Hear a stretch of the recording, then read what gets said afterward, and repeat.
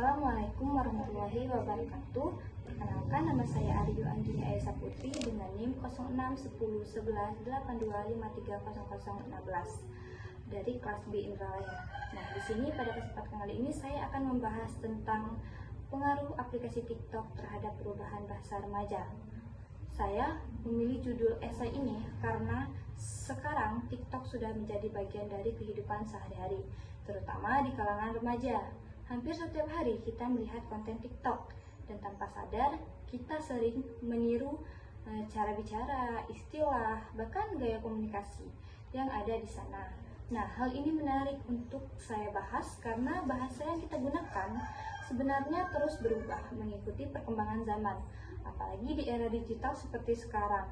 TikTok bukan hanya sekedar aplikasi hiburan, tetapi juga menjadi ruang interaksi sosial. Di dalamnya banyak sekali tren bahasa baru yang muncul dan cepat sekali menyebar. Contohnya yang sering kita dengar istilah seperti healing, FOMO, ataupun core. Nah, kata-kata ini awalnya kan berasal dari bahasa asing, tetapi sekarang sudah sering digunakan dalam percakapan sehari-hari oleh remaja. Hal ini menunjukkan bahwa TikTok memiliki pengaruh besar dalam membentuk cara kita berkomunikasi.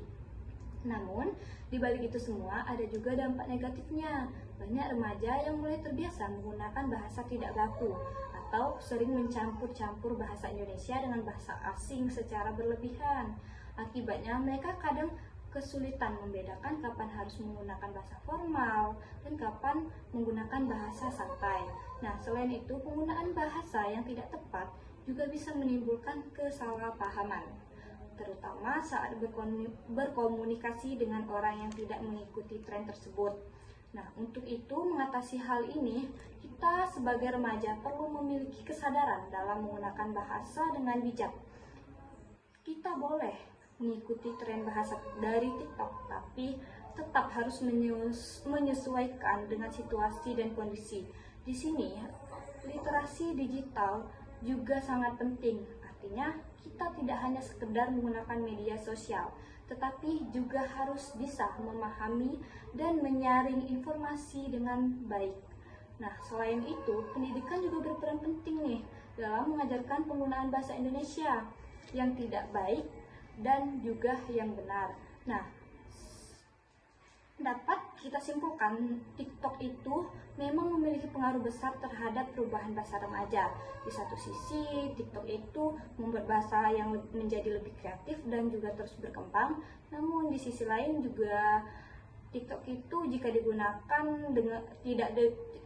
tidak digunakan dengan bijak, bisa menggeser penggunaan bahasa Indonesia yang baik dan benar. Oleh karena itu, penting sekali bagi kita untuk tetap menjaga keseimbangan dalam berbahasa agar kita tetap bisa mengikuti perkembangan zaman tanpa kehilangan identitas bahasa kita. Mungkin itu saja presentasi dari saya.